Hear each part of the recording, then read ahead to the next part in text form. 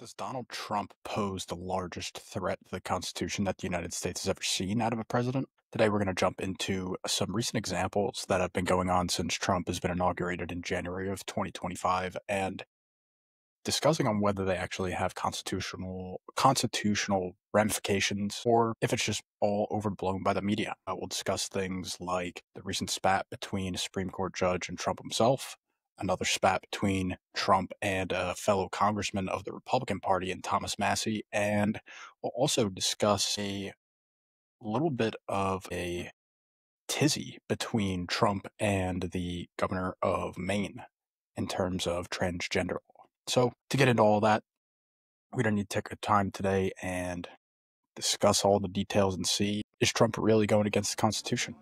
Let's find out.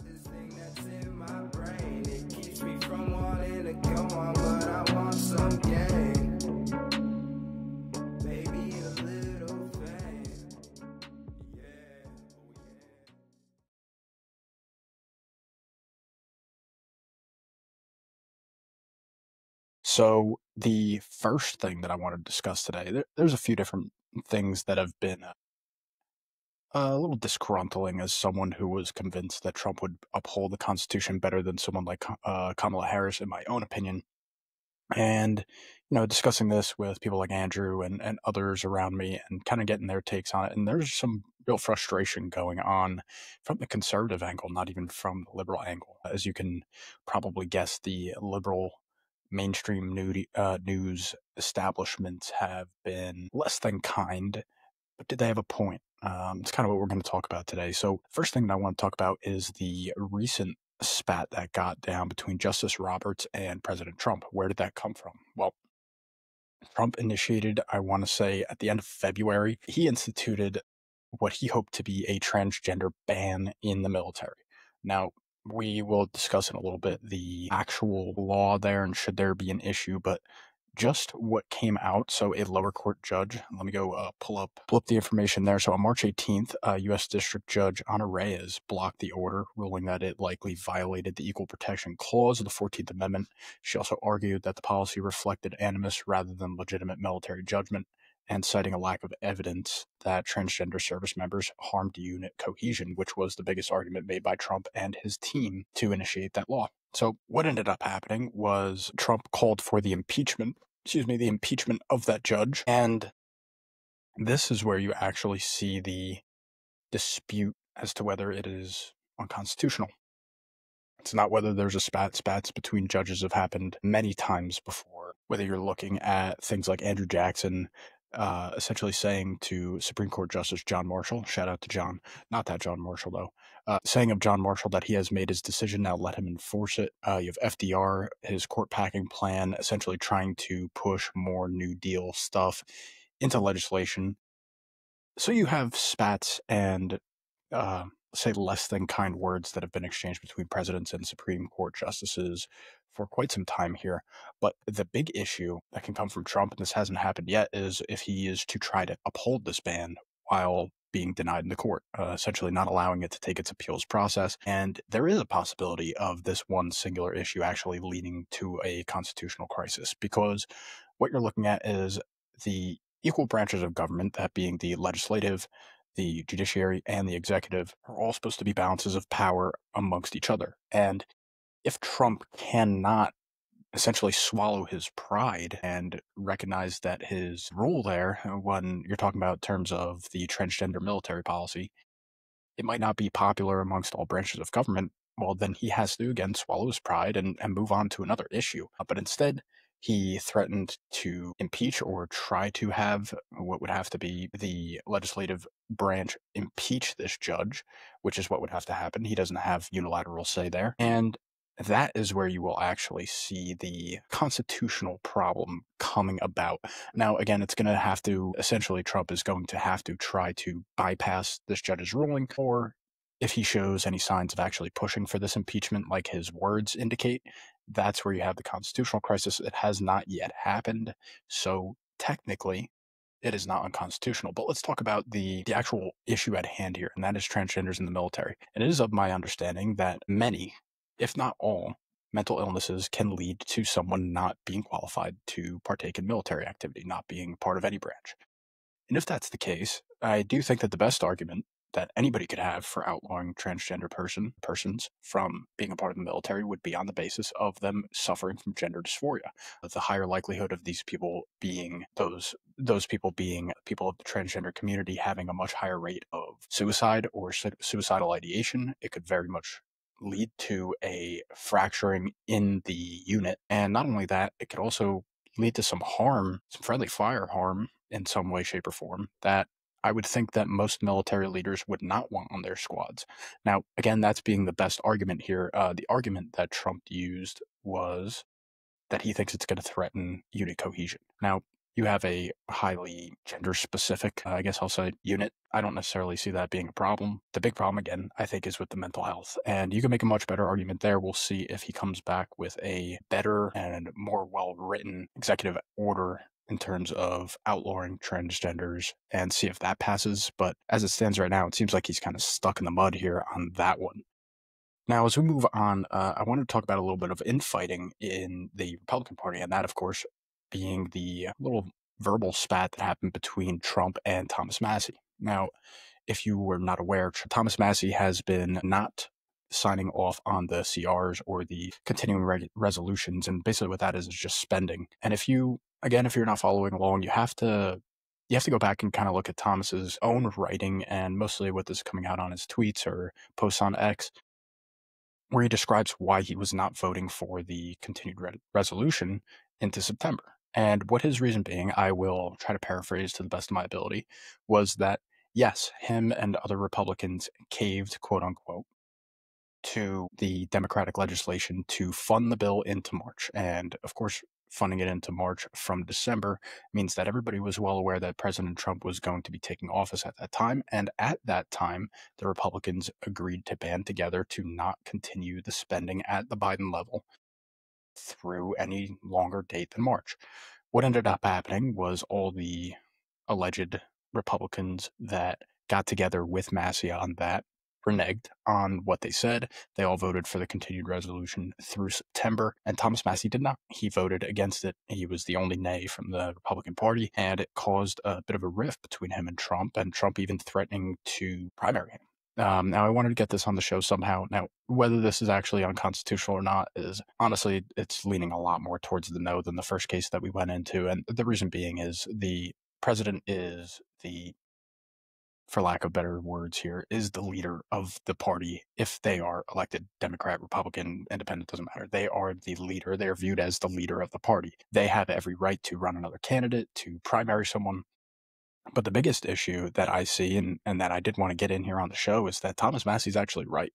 Now, is he right about the people that wanted to send up? He probably knew damn well that people would go against their word. That's the way the politics kind of goes. But at the end of the day, coming out, calling one of the most respected Republican lawmakers in the country a grandstander, again, threatening to primary him, and that he would essentially just push him out with his own brute force. This is Trump talking about Massie. It's kind of not a good look. I think it was a pretty bad look, actually, in terms of how Trump is looking. And it'll be interesting to see if this spat continues, if they're able to make a deal with each other. But at the end of the day, what you need to look at when you're talking about constitutional, if we're, why do I make the argument that it's not unconstitutional for Trump to threaten Massie? It's because really what the constitutional argument is that who has the power of the purse, who has the power of the money, and that is Congress. Congress has the right to vote on spending, has the right to try to fund the government any which way that they end up doing. That's where the issue comes in. Whether Trump primaries him or not is, well, that's just people are going to vote. But I will say, before I close out this segment, that Thomas Massie had by far, his largest day of campaign donations, and that was the day following that Trump tried to go against him. So kind of goes to show that Trump does not have the end-all be-all say in the Republican Party or across America at all. And I think he, if he's ever going to listen to me, should take a little bit more caution when it comes to how he wants to go about people who want to stand up against what is seemingly leading more into a kind of autonomous rule. A single person running the party is just not how this country was founded, not how it has run ever since. Now, can you make the argument that Democrats are much more lockstep and do not vote against their party thinking, yeah, you could absolutely make that. But that does not mean that if there was one Democrat go against we'll say the spending bill, for an example, that does not mean that they're going to get ousted. They may get primaried, sure, but it's a lot quieter. And I do think he needs to hold his cards a little bit closer to his chest, but we've all been saying that for years now. So as we get on, this one's pretty important. I know we talked about Doge a little bit in previous episodes, but Doge is actually coming under some fire, not just from critics in the media, but also from critics in the judiciary. And that is that Doge was looking to cut U.S. aid, stuff from the EPA, and they've gotten blocked. They basically got told they can't actually fire as many people as they were looking to do. They cannot make the cuts that they were looking to make. And with that, you see judges actually intervening on what Trump is trying to do with Doge, with Elon Musk. And this actually comes from a misunderstanding that I had, and I would love to share it with you all. So it was my understanding that these agencies, something like USAID, CIA, all these organizations, a lot of three-letter organizations that go across the federal government of the United States, that they were under the purview of the executive. And I was under the understanding that if the executive no longer wanted these functionaries, these organizations to exist anymore, then he could wave a wand, he could say they're gone, and they're gone. That's actually not correct. And the reason that it's not correct is that, yes, although the president could push very hard, could try to institute one of these organizations, at the end of the day, they actually need to be funded by Congress and agreed upon by Congress before they ever become a thing, or as they gain continued spending and allotments in CRs and those continuing resolutions, as we mentioned earlier. This is where the problem actually comes in, is that Doge can make all the suggestions they want. That's actually what they're supposed to be doing, making suggestions, not actually determining the law of the land, but making suggestions as to where certain cuts can be made.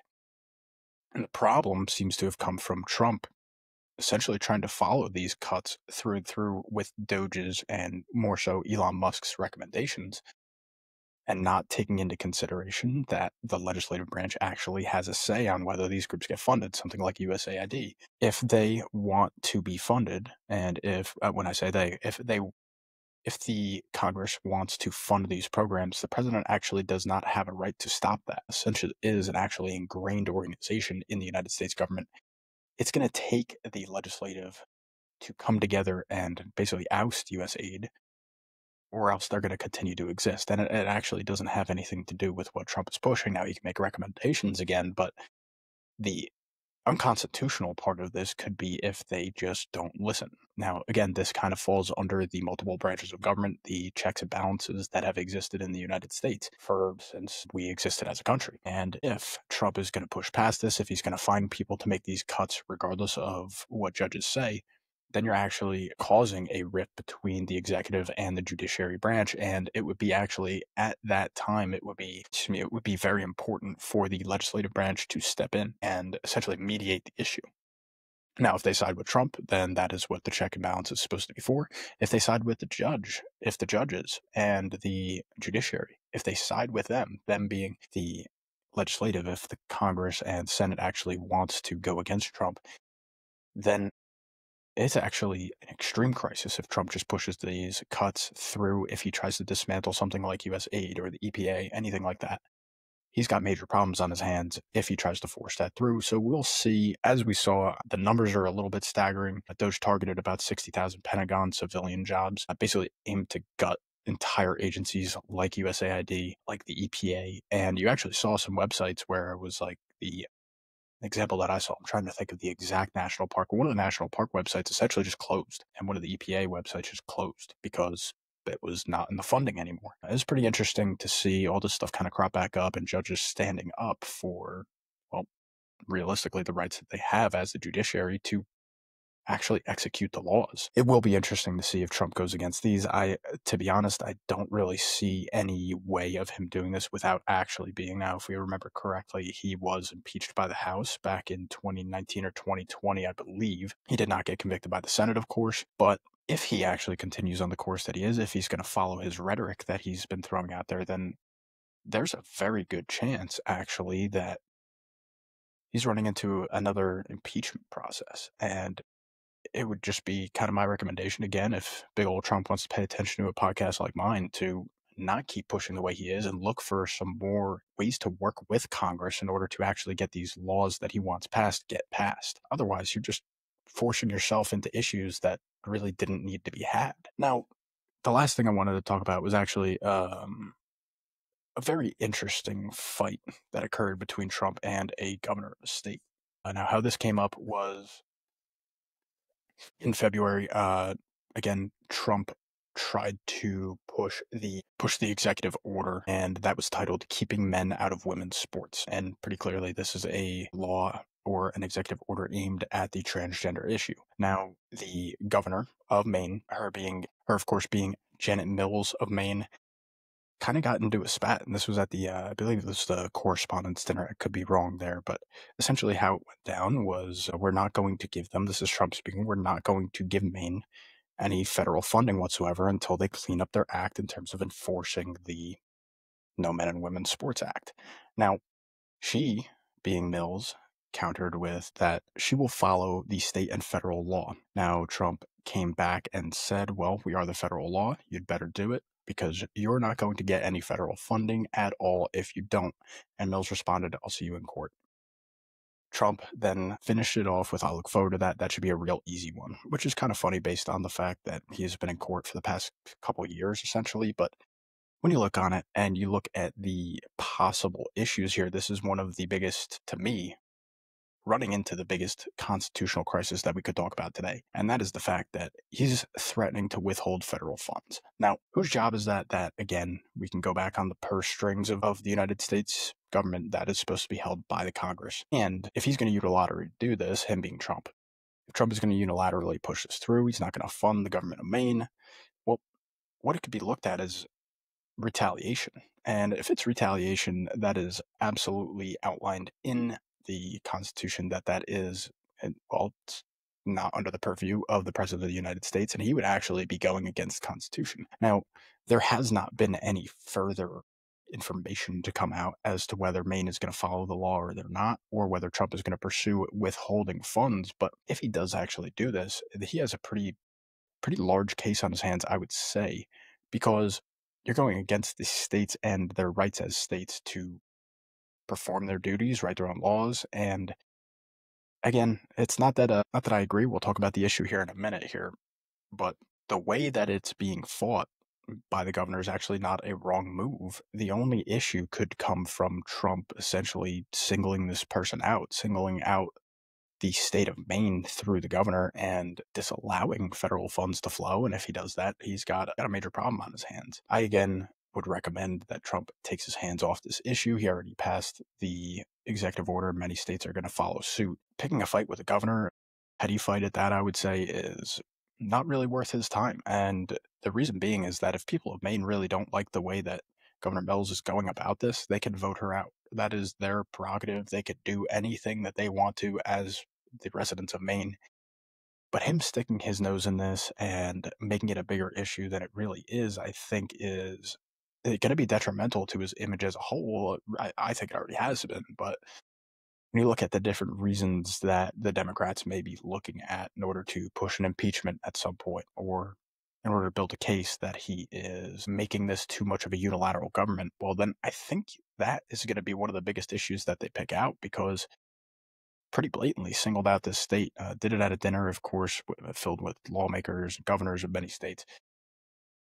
There was just no need for it. Now, let's talk about the issue for a second. And it's another transgender issue, which is interesting. As I was growing up, I got to see this issue evolve into something that was real, something that was tangible for many people in America, and really wasn't an issue before my generation. Now, it's not like transvestites, transgender people did not exist. The problem is that it was a very fringe group, and it still actually is by the numbers, but it's become much more in the limelight as you see, on the whole, many liberal organizations, lawmakers pushing for the rights of transgenders. And that is why you saw things like the transgender military law trying to be passed. And you also see this, where it's the No Men and Women's Sports. At the end of the day, what's really happening is it's a shame, because you're making kind of a commodity out of an issue that is really detrimental to the mental health of many people. At the end of the day, when you look at something like gender dysphoria, which is what transgenderism is stemming from, these people have a mental illness. And if they are going to continue to fight, and when I say they, being Democratic lawmakers at this point, it could flip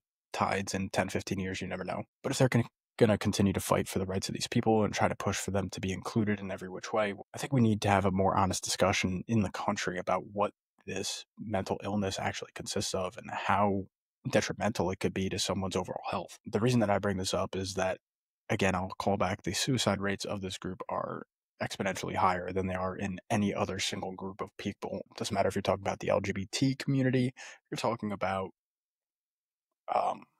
heterosexual people, talking about kids, young girls, young boys. The rate, if they are a part of that transgender group, is just going to be higher. And it's not only suicidal ideation, it's actually the amount that they actually commit suicide. And it is astonishing, to be honest. It doesn't matter if they get the surgery, if they don't. It doesn't matter if they have affirming care around them or not.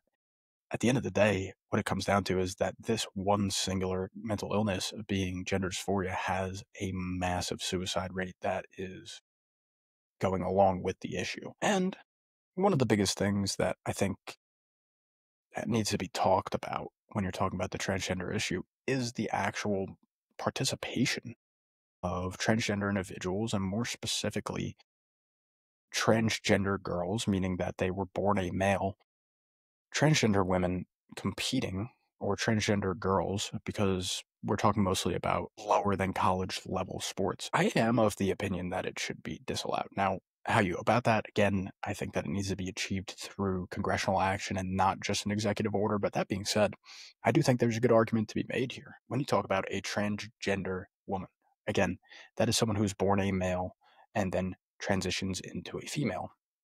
And I know that this stuff gets confusing, so I apologize if it is such, but when you were talking about that one situation, the differences between the strength, especially in the upper body, but generally speaking, all throughout the body, differences in strength, the differences in athletic ability, hand-eye coordination, when it comes to men versus women, is astoundingly different.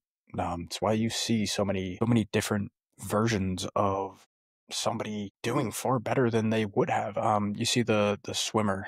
For the life of me, I'm not going to be able to come up with a name right now, but the swimmer that got famous in college that was competing against a bunch of women. Not only the amount of success that person was able to have when they transitioned into a woman as compared to when they were a man, but more importantly, the comfort level of their teammates and people that were competing against them when you had to be in the same locker room, for example, it has to be taken into account. And I do think it is detrimental to the fabric of the United States and the fabric of any country for that matter, to allow these people to basically take them at their word that they are a female or they are a male, if you're switching it around, when in fact they were not born that way. It does add a level of uncomfort that it has to be talked about. I'll bring up an anecdote that I'm sure that I brought up multiple times in this show, but if you haven't heard it, my first experience in life with anybody who was claiming to be transgender was, I believe, my sophomore or junior year of high school, one or the other. And this person happened to be in my gym class. They were a transgender man, meaning that they were born a woman, and the level of discomfort that was amongst all of us guys in the locker room was extremely high. A lot of us just got changed fast enough and got out, tried not to see anything. Like, you're looking at a girl in a bra is what it really was. And it made us all uncomfortable. And I remember actually approaching I believe it was the actual vice principal. It could have been the principal at the school that I was at in high school, and approaching him with this issue, saying that we were not comfortable in the locker room.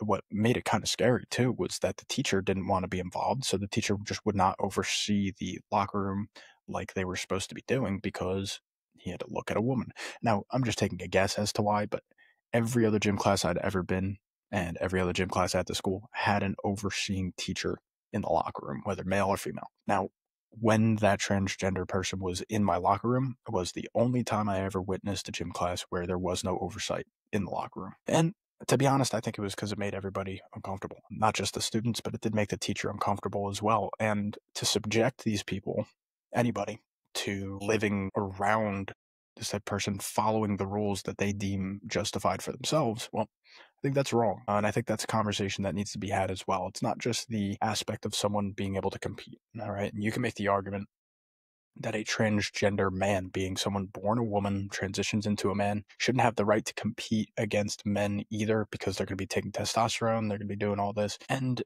at the end of the day, most people are understanding that even that person's not going to be able to compete at the same level. But the biggest issue is the transgender women, the people who were born men who are competing against naturally born females. That's where you're going to see most of the issues in terms of the ability to compete, the strength of the person that you're dealing with, hand-eye coordination, whatever you want to talk about. So to that end, I do think this transgender issue actually needs to be solved with law. I do not think that Trump is unfounded for going at this as hard as he is, but I do think he needs to recalibrate his thinking a little bit on how he's going about it. Again, executive orders only do so much. They could be rescinded in 4 years. They could be rescinded at any time by another president. And on top of that, a law that is created through the legislators and signed by the president is a much stronger law, one that has to go back through the legislative branch in order to get nullified. I think that's the better way to go about it. Come to some compromises that may need to be made in order to get this issue solved at that level. And I think you'll see a much longer lasting effect in terms of trying to curb the disturbances that happened with the transgender movement. Again, whether you're talking about competing in sports, whether you're talking about participating in the military, or whether you're just talking about daily life and, do we have to, as a country, all submit to the pronouns thing, which took over our world for the last about 10 years? Because you should not be able to convey speech in that way, in my opinion. But the way to go about that is a little bit different than I think Donald Trump has been going about it for quite some time now. I want to leave it at that. I think that Trump has some constitutional issues that he needs to find better ways around. Now, has he committed anything that's actually deemed unconstitutional? Not quite. However, he's definitely teetering on that line, and his speech, if he was to follow through with actions based off the speech that he's given, he's definitely running into some constitutional issues. So I think it'll be important for us as Americans to continue to look out for that, make sure that our president is following the laws that are given to him as the president, and not allow this administration to run rogue. There's been some great successes, a lot would say. There's also been some real failures. I'll bring up again, the spat with Massey was not great, especially because it went against the conservative fiscal mindset that we all thought Trump was coming into this with. How hard he pushed this bill of spending at Biden levels. It kind of made a lot of us think on the conservative side of things that he's not really serious about trimming back our spending. And furthermore, the issues that are surrounding the files that got released around Epstein, the different issues that may be coming from Trump's personal life, these are all things that I think a lot of people are a little bit on edge about and need a little bit of clarification when it comes to how Trump is trying to treat these issues. Now, again, he hasn't committed anything unconstitutional yet, and I hope that it stays that way. But that being said, we're going to have to look out. If he acts on any of the speech that he's been given, there may be some serious problems that come down the road for Trump. And realistically speaking, I don't see why the Democrats would not be building a pretty strong case for impeachment had he acted, or if he is to act in the future, on any of these words that he said. Let me know what you think in the comments. Let me know if you are kind of leaning towards favoring Trump's presidency so far, or whether you are not a fan of it and why. I don't just want to hear a yes or no. I want to hear why. Why are you not a fan of what's going on? Why are you a fan of what's going on? Last week we talked about the stuff going on in Gaza with Israel. I think next week we will talk a little bit about the JFK files, as they will have been out for enough time that I can get my eyes on a lot of them. And we'll see if it has anything to enlighten us on. I got nothing more for you guys today. I hope you guys have a great week. If you enjoyed the show, share it with some friends. Leave us a like, a comment, and make sure to rate the show. And I'll get back with you next week with a little bit more. I wish I were the fucking state. I wanna be something, not nothing. Trapped inside my dream and I'm running away from these demons. But the feeling's so good, I'ma keep dreaming.